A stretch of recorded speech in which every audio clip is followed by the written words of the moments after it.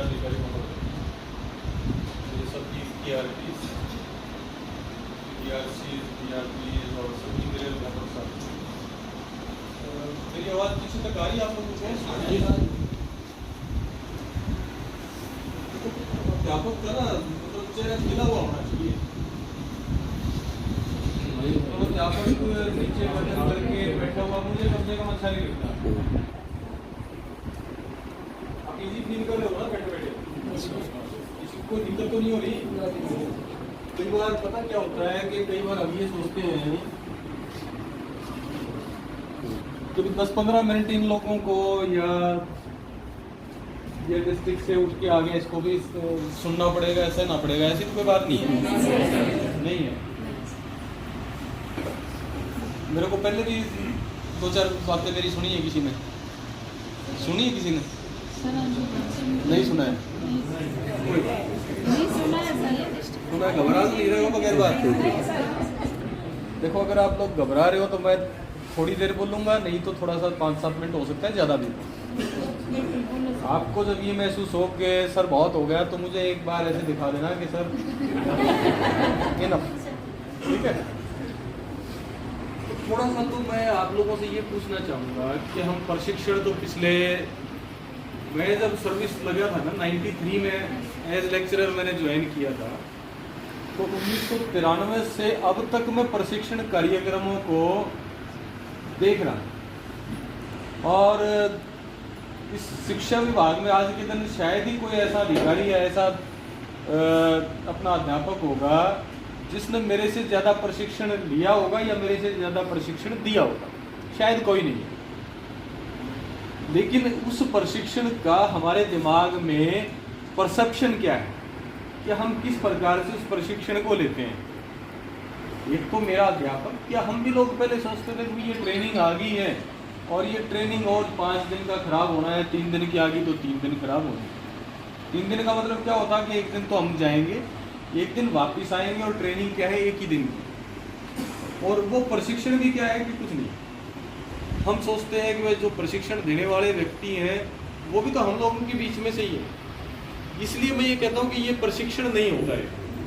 आपस में बैठ करके विचार विमर्श करना और एक दूसरे के अनुभवों से सीखना है। क्योंकि कोई ऐसा कैप्सूल नहीं है कि मैंने अंदर आधारभूत मूलभूत एक परिवर्तन हो जाएगा और उस परिवर्तन के कारण से मैं कक्ष में जब बोर्ड के सामने खड़ा होऊंगा तो मेरे जो स्टूडेंट्स हैं वो एकदम से सीखने लग जाएंगे। ऐसा कोई फार्मूला नहीं। फार्मूला क्या है कि शनै शनै आहिस्ता आहिस्ता जो आपका बर्ताव है, आप लोगों का उनके साथ जो संबंध है, आप लोगों के जो जेस्चर्स हैं, हाव भाव हैं, क्योंकि आपने पिछले समय से सुना होगा कि एक सॉफ्ट स्किल भी होती है। सॉफ्ट स्किल जानते हो?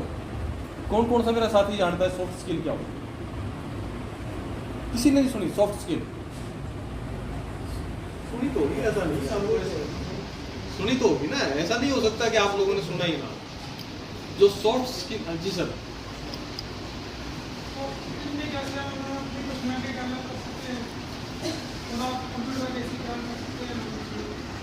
ओके,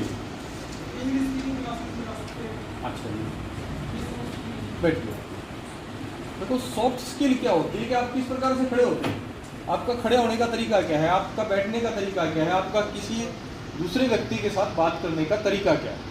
अगर कोई वरिष्ठ साथी है उसके साथ आप कैसे बात करते हो, जूनियर है उसके साथ कैसे बात करते हो, बच्चों के साथ कैसे बात करते हो, पेरेंट्स के साथ कैसे बात करते हो, और उस बात करने के साथ आपके जेस्चर्स क्या हैं।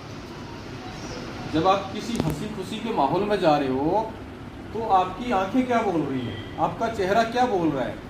किसी व्यक्ति की कंडोलेंस में अगर आप लोग गए हुए हो तो ऐसा तो नहीं है कि आपकी आंखें बता रही हो कि आप तो बहुत खुश हो रहे हो, वो भी आपकी सॉफ्ट स्किल है। तो ये सारी की सारी चीज़ें सॉफ्ट स्किल में आती हैं और सॉफ्ट स्किल का बहुत महत्व है। तो वही जो बच्चों के साथ जब आप डायलॉग स्थापित कर रहे हो ना, तो वो बहुत मायने रखता है। हम अक्सर कहते हैं कि बच्चा, अगर हम पीटीए करते हैं, पेरेंट्स टीचर मीटिंग करते हैं पीटीएम, तो पीटीएम में मैंने कई बार सुना है मेरे अध्यापक को बोलते हुए जब वो पेरेंट्स आता है ना, तो पेरेंट्स को कहते हैं कि आपका बच्चा तो बहुत बढ़िया, आराम से बैठा रहता है, किसी तरह का कोई शोर नहीं मचाता, किसी तरह की कोई शरारत नहीं करता, जो काम कहते हैं वो फटाफट कर देता है। इसका मतलब क्या है? बच्चा बहुत बढ़िया है, बढ़िया है ना, बढ़िया है, अरे बढ़िया है क्या? अरे मैं तो ये कहता हूँ बहुत चिंतनीय विषय है। अगर वो बच्चा उस एज में अगर शरारत नहीं कर रहा है, आप जो कह रहे हो सारी की सारी बातें एज इट इज मान लेता है, चुपचाप बैठा रहता है, तो वो कैसा है? वो एक बड़ा ही चिंतनीय विषय है कि वो उम्र, जिस उम्र में बच्चा हिलता डुलता रहना चाहिए, मैं और आप बैठ जाएं, आराम से बैठ जाएं 2 घंटे, कोई चिंता का विषय नहीं। लेकिन वो बच्चा अगर 2 घंटे टिक करके बैठ गया है, तो इसका मतलब चिंता का विषय है कि वो बच्चा जो है वो उस बचपन से कहीं ना कहीं अलग हो रहा है, जुदा हो रहा है। तो हमने ये देखना है कि वो बच्चा तो शरारत करने के लिए, और आप लोगों के पास बच्चे कौन से हैं? पहले से 5वीं तक। उन बच्चों से तो मैं एक्सपेक्ट ही करता हूँ कि वो बच्चे तो शरारत करें ही करें। अगर इस उम्र में शरारत नहीं करेंगे तो किस उम्र में शरारत करें? लेकिन वो शरारत कैसी हो, दूसरे किसी साथी को चोट ना लगे। शरारत ऐसी नहीं कि गिलास उठा के फेंक दिया, वो शरारत नहीं है, वो तो बड़ा ही गड़बड़ काम है। तो आप उन बच्चों को इस प्रकार से प्रेरित करो कि वो शरारतें अच्छी करें, अच्छी शरारतें करते हुए एक दूसरे का मनोरंजन करें। आप लोगों को ये ना लगे कि मैं कहाँ किस क्लास में आ गई या किस क्लास में आ गई। अब दूसरी बात कि हम लोग सिखाते क्या है, कैसे सिखाते हैं? एक तो आप लोगों के पास सभी स्कूलों में डिजिटल बोर्ड है, जो मॉडल स्कूल है, दूसरे स्कूलों में नहीं है, लेकिन वो डिजिटल बोर्ड आपका ये यंत्र है, इस यंत्र का आप यदा कदा प्रयोग कर सकते हो। अदरवाइज तो क्या है, आपका एक्शन है, आप कैसे खड़े हो, वो खड़ा होना उस बच्चे को सिखा रहा है। कहीं उसके अचेतन मन में, दिमाग में जा रहा है कि मेरी मैडम शीला है, सीता है, मेरे सर है, नरेश जी हैं, दीपक जी हैं, ये किस प्रकार से तो खड़े होते हैं, किस प्रकार का इनका हाव भाव है, कभी हंसते हैं कि नहीं हंसते हैं। आप लोग फेयरवेल ट्रीट होती है ना, उस फेयरवेल ट्रीट में बच्चे टीचर्स को टाइटल देते हैं, अलग अलग तरह का देते हैं ना टाइटल, और वो टाइटल किस प्रकार का देते हैं? हो सकता है आपको ना पता हो कि आपका व्यक्तित्व कैसा है, लेकिन सर आप लोग बैठ जाइए, इधर इधर आ जाओ, नीचे इधर शायद नीचे जगह होगी, यहाँ ज़्यादा होगा। उस टाइटल से आप लोगों को पता चल जाता है कि आपके अंदर ये भी तो कौशल था, ये भी तो गुण था, या ये क्वालिटी थी जो आपको हो सकता है शायद ना पता। जिस शब्द का एक एज ए फिलर हम इस्तेमाल कर लेते हैं, कई टीचर या कई लोग, कुछ लोग कहते हैं जो है ना, तो वो एज ए फिलर यूज़ करते हैं। फिलर का मतलब हम जो भी बात करते हैं उसके बीच में उन शब्दों का इस्तेमाल कर लेते हैं, तो वो बच्चा पकड़ लेता है, हमारे को पता नहीं चलता कि हम बीच में ये शब्द का इस्तेमाल हम बार बार कर रहे हैं, हमारे को ध्यान नहीं रहता। तो वो बच्चों का जो दिमाग है, वो दिमाग हमारे से ज़्यादा तेज़ी से कार्य करता है, ज़्यादा तेज़ी से सोचता है, और ज़्यादा ही त्वरित तरीके से, तेज़ तरीके से वो रिस्पॉन्ड भी करता है। हमारा उस तरीके से रिस्पॉन्ड नहीं कर पाता उतनी फुर्ती से, लेकिन वो बच्चों का करता है। तो हमने अपने जो बच्चे हैं, उन बच्चों में जो अंतिम बच्चा बैठा है, अंतिम बच्चे का मतलब है जिसका हमारे तरफ से हम ये सोचते हैं कि उसका दिमाग कम काम करता, हालांकि कम काम नहीं करता, लेकिन हम किसी तरीके से सोच लेते हैं, किसी तरीके से हम एनालाइज कर लेते हैं कि इस बच्चे का दिमाग शायद कम काम करता हो, क्योंकि वो हमारी स्पीड से काम नहीं करता। हो सकता है घर में सोचने की समस्याएं हो, कई बार आप लोगों का, हमारा भी मूड खराब रहता है, नहीं रहता, कई बार हम घर से नाराज़ होकर के जाते हैं, किसी और परेशानी से परेशान हो जाते हैं, तो हमारा मूड नहीं होता कि आज हम किसी से बात करें। तो उसी प्रकार से बच्चे का भी तो मूड हो सकता है। तो उस बच्चे से हम अगर ये पूछ लें कि बेटा आज खाने में क्या खाया, उसके बाद ये बार ना बिना पूछे भी हमारा बच्चा बता देता है। हमारा बच्चा बताएगा कि आज तो मैं लस्सी या सीत पी के आया, आज तो मैं बाजरे की खिचड़ी खा के आया जी, आज तो घर में हलवा बना हुआ था, आज तो मैंने हलवा खाया जी, या आज तो जागरण था कि आज तो अष्टमी की कढ़ाई थी और वो लड़कियां आकर के कहेंगी जी आज तो हम 4-5 घरों में गए और 4-5 घरों में ही किसी ने 10 रुपये दिए, किसी ने 5 रुपये दिए, किसी ने 20 रुपये दिए और ये मेरे पास तो इतने इकट्ठे हो गए। तो इस तरह की बातें हैं। अध्यापक एक सिर्फ पाठ तक या एक किताब तक सीमित बिल्कुल भी नहीं। अगर एक पाठ्य पुस्तक तक सीमित होता तो मेरे से आपसे अच्छे पढ़ाने वाले लोग यूट्यूब के ऊपर और दुनिया भर के जितने मीडियाज हैं, चैनल हैं, उनके ऊपर मेरे से आपसे अच्छे अध्यापक उपलब्ध हैं कि नहीं है? किसी का भी सुन लो आपको लगेगा यार ये अच्छी तरह से बता रहा है इस टॉपिक को, मैं अच्छी तरह से नहीं बता पाया। और वो जो शिक्षा है ना, वो जो शिक्षा बच्चे के पास है, बच्चे की माँ के पास है, पेरेंट्स के पास है, या आपके दादा दादी जो शायद अनपढ़ होंगे उनके पास जो शिक्षा थी वो हमारे पास शिक्षा आनी बड़ा ही मुश्किल है। अब हमारी दादी या आप लोगों की दादी जब किसी प्रकार का कोई खाना बनाते थे तो क्या करते थे, उसमें मिर्च भी, मसाले भी, सारी चीज़ें डालते थे ना। अब किसी तरह घर में 20 गेस्ट आ गए, 10 गेस्ट आ गए तो क्या करते थे, आटा तोल के बनाते थे क्या? तोलते थे आटा, भाई आज तो 10 आदमी आ गए, पहले हम 10 आदमी थे, इसका मतलब डबल लगेगा। डबल का मतलब पहले अगर हम किलो आटा गूंथते थे तो अब 2 किलो लगेगा। वो मापते थे क्या किसी यंत्र? जब वो कढ़ी बनाते थे तो कढ़ी में मसाला जो भी डालते हैं, मेथी वगैरह जो भी डालते हैं, वो माप करके डालते थे क्या? नहीं डालते थे ना। और हमारा अंदाजा गलत हो सकता है। क्या आपकी दादी ने कभी ऐसा नमक डाला कि वो नमक आपको तेज लगा या कम लगा? कभी डला ऐसे? शायद नहीं डला होगा। मैं बनाऊँ या आप बनाओ, हो सकता है अब गड़बड़ हो जाए थोड़ा सा। अगर 4 गेस्ट आ गए तो हमारा गड़बड़ा जाएगा दिमाग, वो हमारा हाथ गड़बड़ नहीं करता। और वो आप ये देखो कि वो हम तो अब चम्मच लेते हैं लेकिन वो हाथ से इस्तेमाल करते थे, हाथ से ऐसे उठाते थे, ये डाल दिया, ये इतना जीरा डाल दिया, इतनी हल्दी डाल दी, इतनी मिर्च डाल दी। क्या उन्होंने जो आप पढ़ाते हो रेशियो प्रपोर्शन का गणित के अंदर अनुपात समानुपात वाला चैप्टर पढ़ाते हो ना, क्या उन्होंने पढ़ाया था कभी? लेकिन उनका अनुपात कभी गड़बड़ाया? कभी गड़बड़ाया क्या? नहीं गड़बड़ा। अगर दूध जितना घर में है वो दूध घर में 10 सदस्य हैं तो 10 सदस्यों को वितरित करना है तो वो किसी मापक से माप के नहीं डालते थे, वो अपने आप ही डाल देते थे। शायद ही किसी में एक घूट कम ज़्यादा हुआ, वो नहीं तो सबका बराबर ही। आज से कई साल पहले 2013 में I was posted at BO Tohana में पोस्टेड था मैं। तो मैं किसी स्कूल में चला गया, 7वीं कक्षा थी, 7वीं क्लास में मैथमेटिक्स पढ़ा रहे थे मैडम। तो मैंने वैसे ही पूछ लिया कि बेटा मुझे ये बताओ कि आपके घर में 2 किलो 800 ग्राम, या दूसरी भाषा में ले लेते हैं कि 2 लीटर और 800 मिलीलीटर आपके घर में दूध है और आपके घर में 7 सदस्य हैं और 7 सदस्यों को आपने बराबर बराबर डिस्ट्रीब्यूट करना है, तो हर एक सदस्य के हिस्से में कितना कितना दूध आएगा। जो सामने बच्चे बैठे हुए थे उन्होंने अपनी किताब कॉपी खोल ली, पेंसिल पेन निकाल लिया, कैलकुलेट करने लगे। उससे पहले ही पीछे एक बच्ची खड़ी बैठी थी, उस बच्ची ने हाथ उठाया कि सर मैं बताऊं। मैंने सोचा बहुत होशियार बच्ची है ये और बैठी पीछे। अमूमन तो क्या होता है कि आगे वाले बच्चे हाथ उठाते हैं। तो मैंने कहा कि बेटा बता। उसने कहा कि सर 1.5 गिलास बांटा आएगा। कितना? 1.5 गिलास बांटा आएगा जी। तो गलत बताया कि ठीक बताया उन्होंने?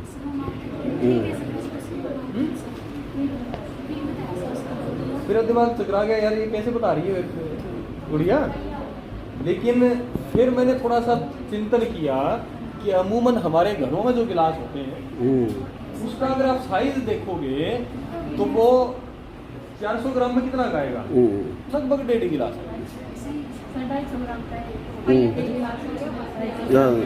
हाँ, तो घरों में अमूमन आम साइज होता है, उस साइज के हिसाब से वो 1.5 गिलास बांटा है।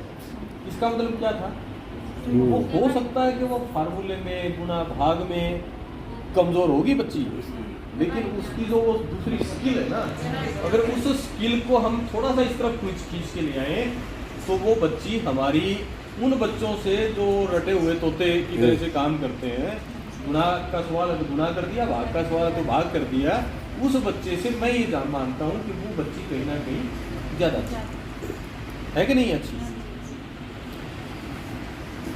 अब उस बच्चे को अगर ये कहते कि भाई आज तो दही 1 किलो दूध की जमानी है और आज दही जमानी है 5 किलो दूध की, तो उसको पता है कि भाई कितना खट्टा लगेगा, उसको कोई इन फार्मूलों की ज़रूरत नहीं है, या उसने कभी केमिकल रिएक्शन तो नहीं पढ़ा, रासायनिक क्रिया तो उसने पढ़ी नहीं कभी क्या होती है, लेकिन उसको ये पता है कि अगर नींबू के रस की बूंद कहीं दूध में टकरा गई तो उसको ये पता है कि ये गड़बड़ हो जाएगा। हम उसको दूसरी तरह से सिखाते हैं कि भाई ये जो है रासायनिक क्रियाएं हैं। आपका क्लास 5वीं में या 6वीं में है लेसन पदार्थों का पृथकीकरण के नाम से, सेपरेशन के नाम से पढ़ा है कभी? 6th में होगा क्या? हम उनको 6वीं क्लास में पढ़ाते हैं कि भाई उनको अलग अलग कैसे करते हैं, और उसमें मैं देख रहा था कि जो चीज़ उस बच्चे को बहुत पहले से पता है कि चाय को चाय की पत्ती से किससे कैसे अलग करेंगे, ठंडी से,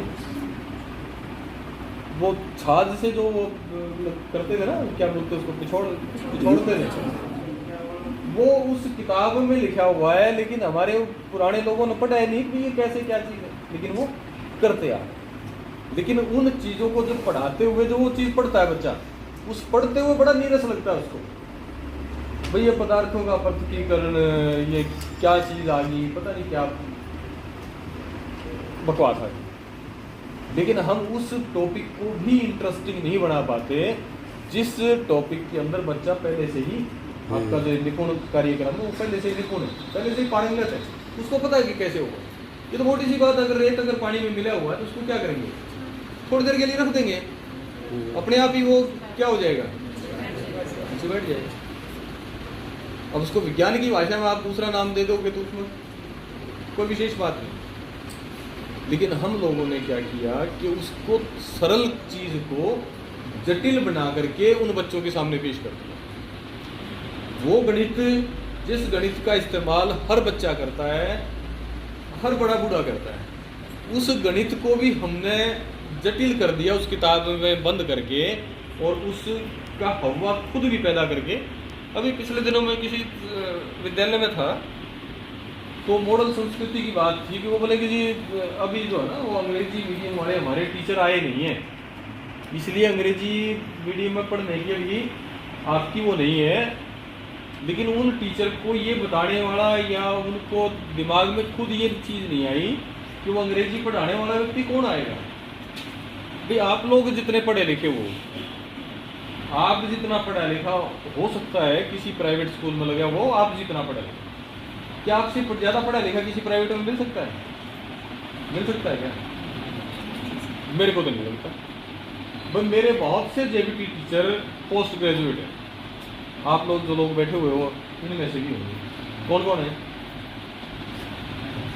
तो इतने सारे लोग तो पोस्ट ग्रेजुएट है। एक आधा एमफिल भी हो सकता है, पोस्ट ग्रेजुएशन से ज़्यादा भी हो सकता है। और ग्रेजुएट कितने हैं? ग्रेजुएट लगभग। और इसकी मिनिमम क्या चीज़ है? +2 और जेबीटी, वो तो सारे हैं ही। तो आप ये देख लो, बीए भी है, ग्रेजुएट आप आर्ट साइंस कॉमर्स में भी है, साथ साथ एजुकेशन में भी है, बीएड में भी है, पोस्ट ग्रेजुएशन भी, और पोस्ट ग्रेजुएशन भी ऐसे विषयों में भी होंगे आप में से जिनको हम अमूमन मुश्किल सब्जेक्ट समझते हैं। मुश्किल सब्जेक्ट कौन सा है? साइंस में मैथमेटिक्स, साइंस हम समझते हैं, मैं ये नहीं कह रहा मुश्किल है, क्योंकि मुश्किल विषय मेरा ये मानना है कोई भी नहीं है। रूरल बैकग्राउंड में हम अंग्रेजी को भी मुश्किल लगा लेते हैं। अंग्रेजी सेम में है कोई? है जी, है ना? वेरी गुड, खड़े हो जाओ भाई। बस बता दो मेरे को कौन कौन है अंग्रेजी से? 1 2 3 4। तो अंग्रेजी का एमए होना कितनी बड़ी बात है? छोटी बात है क्या? है? नहीं है ना छोटी बात। लेकिन जो आप अंग्रेजी में एमए हो ना, तो आपका रिफ्लेक्ट होना चाहिए कि आप अंग्रेजी के पोस्ट ग्रेजुएट। ठीक है? जो मैथमेटिक्स के पोस्ट ग्रेजुएट हैं वो रिफ्लेक्ट होना चाहिए कि आप मैथमेटिक्स के हो। इसका मतलब ये नहीं है कि अंग्रेजी वाले को 4 नावल अगर मैं पूछ लूँ तो वो बता दे, या लिटरेरी वर्क्स बता दे, या लिटरेरी टर्म्स बता दे, वो मैं बिल्कुल नहीं चाहता। अंग्रेजी का एमए का होना का मतलब ये है कि 2 चैप्टर पहली से 5वीं तक का मेरे बच्चों को XYZ जो टीचर्स है या मेरे जैसा कोई थोड़ा सा मंदबुद्धि टीचर है वो नहीं समझा पा रहा है, तो वो अंग्रेजी वाला ये कहे कि आई कैन डू इट, कि वो आए और वो ये बताए कि तुम्हारे को ये मुश्किल लगता है चैप्टर, लेकिन मैं इसको इस तरीके से बताऊंगा कि ये बच्चे इस चैप्टर के अंदर रुचि है। बच्चों का दिमाग ऐसा हो कि 1, 2, 4, 5 शब्द जितनी भी उसकी कैपेसिटी है उतने शब्द नए हर रोज सीखे, हिंदी के भी सीखे, अंग्रेजी के भी सीखे, और जो सीखे जो लिखे वो दुरुस्त लिखे, किसी तरह की उसमें कोई दिक्कत ना आए। निपुणता इसी का नाम। आप काम कम करो कोई बात नहीं, आप टारगेट छोटे छोटे टारगेट फिक्स करो कि आज मेरा सिर्फ इतना ही टारगेट है। आप सुबह उठते नहीं हो, आप उठते हो 7 बजे 6 बजे, आप छोटा सा टारगेट फिक्स करो कि यार मैं कल जो है ना 5 मिनट पहले उठूंगा। जरूरी नहीं 6 बजे उठते हो तो अगले दिन सीधा ही फिक्स कर दिया 5 बजे उठूंगा भाई, क्योंकि 5 बजे उठने के लिए बहुत ज़्यादा ताकत चाहिए।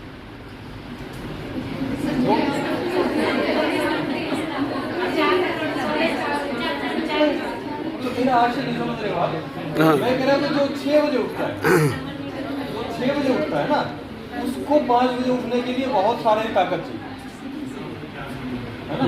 और वो ताकत कौन सी चाहिए? दिमाग की ताकत चाहिए। और वैसे तो क्या है कि जब आप एक चीज के ऊपर केंद्रित करते हो ना किसी भी चीज तो स्वतः घट जाती है। स्वतः कैसे? कि आपने सोच लिया कि कल मैंने 5 बजे उठना है या 4 बजे उठना है, और सोते हुए आप घड़ी को देख लो। जिस घड़ी को आप देख करके सोओगे, अगर आपके दिमाग ने ये सोच लिया कि 4 बजे उठना है, उस घड़ी में जो ही 4 बजेंगे, दुनिया की कोई ताकत आपकी आंखों को बंद नहीं रख सकती। आप 100% उठ जाओगे। मतलब ये आप करके देख लेना, मैंने तो असंख्य बार किया है ये। उसमें 4 बजेंगे, दूसरी घड़ी को देख लोगे तो दूसरी घड़ी में जो ही 4 बजेंगे। इसका मतलब क्या है कि वो जो क्लॉक वहाँ चल रही है वो बायोलॉजिकल क्लॉक आपके दिमाग में उसी प्रकार से चल रही है, और जो ही वो 4 के ऊपर सुई आएगी तो ही कहीं ना कहीं आपका माइंड में स्ट्राइक करेगा और आप उठ जाओ। तो ये छोटी सी चीज़ है। अब इसको दूसरी चीज़ में भी करके देख सकते हैं, वो ऐसा ही होगा। आप अगर किसी बच्चे के लिए अच्छी भावनाओं से संप्रेषण करोगे, संप्रेषण समझते हो ना, समझ रहे हो, अपनी भावनाओं को ट्रांसमिट करोगे और आप ये सोचोगे कि ये बच्चा कल ज़रूर काम करके लाएगा। जो बच्चा बिल्कुल काम नहीं करता, अगर आप उसको 2 मिनट सामने बिठा करके आप अच्छी भावनाएं संप्रेषित करोगे कि बेटा तू तो कल ज़रूर काम करके लाएगा, तो लगभग 100% मानता हूँ मैं इसको कि वो काम जरूर करके लाएगा। हो सकता है पूरा ना करे, लेकिन उसका प्रयास जरूर ये रहेगा कि मैं आज काम करके आऊँ। तो इस तरह की प्रैक्टिसेस हम अपनी क्लास में करें। 10 बच्चे हैं, 50 बच्चे हैं, जितने भी बच्चे हमारे पास, उन सभी बच्चों के साथ हम ये प्रयोग करें। उसके साथ साथ दूसरी गतिविधियाँ भी, पढ़ाना जो है ना, पढ़ना या पढ़ाना, मैं अक्सर कहता हूँ कि भाई ये तो सबसे मतलब लास्ट हमारा ऑप्शन है पढ़ने का, पढ़ाना, क्योंकि पढ़ाई बहुत ज़्यादा ज़रूरी बिल्कुल नहीं है। अगर हम सारी उम्र भूखे मारते रहते हैं, शोर मचाते हैं कि भाई पढ़ाई बहुत ज़रूरी है, बेटा पढ़ लो, नहीं तो ये हो जाएगा, पढ़ लो बेटा। घर में भी पागल हो रहते हैं, अपने बच्चों को भी कहते हैं किताब खा ले भाई, कहते हैं ना, किताब तो तू खाता ही नहीं, बाहर घूमता रहता है, खेलता रहता है। उसी तरह से हम स्कूल में भी बच्चों को कहते हैं 1 गिलास पानी कहते हैं कि नहीं कहते हैं? जबकि पढ़ाई क्या है? पढ़ाई तो सबसे लास्ट चीज। आप लोगों ने जो कुछ पढ़ा, सिर्फ उस किताब में जो लिखा हुआ है उससे एक्स्ट्रा कितनी बार काम आई आपकी चीजें? आई कभी? सांख्यिकी पढ़ा होगा आपने, पढ़ी है, ट्रिग्नोमेट्री भी पढ़ा होगा, कभी काम आया जीवन में? कभी जीवन में काम आया क्या? बेंजीन कैसे काम करती है, बेंजीन जो होता है ना वो कैसे काम करती है, क्या उसके गुण हैं, कभी काम आया? ऑक्सीजन को हम प्रयोगशाला में कैसे बनाते हैं, या हाइड्रोजन गैस को कैसे बनाते हैं, नाइट्रोजन गैस को कैसे बनाते हैं, काम आया कभी? बनाई कभी जीवन में? फैक्ट्री लगाई क्या? नहीं लगाई। तो इसका मतलब क्या हुआ कि वो चीज़ें हमारे काम नहीं आई। अब अगर मैं एक बात पूछूं कि भाई अपने जितना इतिहास आप लोगों को याद है, जितना इतिहास आप लोगों ने पढ़ा है, किसी ऐसे व्यक्ति, किन्हीं ऐसे व्यक्तियों का नाम बताओ जिनको हम आज इसलिए जानते हैं कि उनके कक्षा में पढ़ते हुए टॉप किया, यूनिवर्सिटी को, बोर्ड को टॉप किया, या पढ़ने में बहुत अव्वल थी। कुछ नाम बताओ इतिहास में जानते जो पढ़ने में बहुत बढ़िया, पढ़ाई में जिनका नाम है जी? डॉक्टर भीमराव अंबेडकर। और कोई? क्या हम भीमराव अंबेडकर जी को, हरदयाल जी कितने नंबर थे?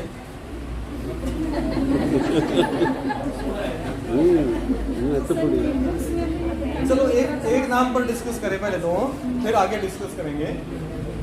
भीमराव अंबेडकर जी पढ़ाई में अव्वल थे, शायद जितनी डिग्रियां उनके पास थी शायद किसी के पास नहीं होती। लेकिन क्या हम उनको उनकी डिग्री के कारण जानते हैं? उसके कारण जानते हैं क्या? भाई वो तो एक बैच में ही थे। भीमराव अंबेडकर जी जिस साल में ग्रेजुएशन उन्होंने की होगी, उससे पहले भी तो ग्रेजुएशन हुई होगी उस यूनिवर्सिटी से। उस यूनिवर्सिटी से ग्रेजुएशन उसके बाद आने वाले सालों में भी तो हुई होगी। वो किसने टॉप कराया पता है हमारे को? अगर सिर्फ टॉप करने से हम जानते तो उनको भी जानते। इनको हम इसलिए नहीं जानते कि उन्होंने टॉप किया, इनको हम किसी और का जो उनका योगदान था संविधान के बनाने में, उसके कारण से जानते। जो उन्होंने रिफॉर्म किया है लॉ मिनिस्टर, उसके कारण से जानते। तो ये सारी की सारी चीज़ें इससे हैं। तो आपने एज ए टीचर क्या करना है और क्या करते हुए दिखाई देना है। जब आप धूम्रपान, आप में से कुछ ना कुछ साथी मेरे करते होंगे, कौन कौन करते हैं?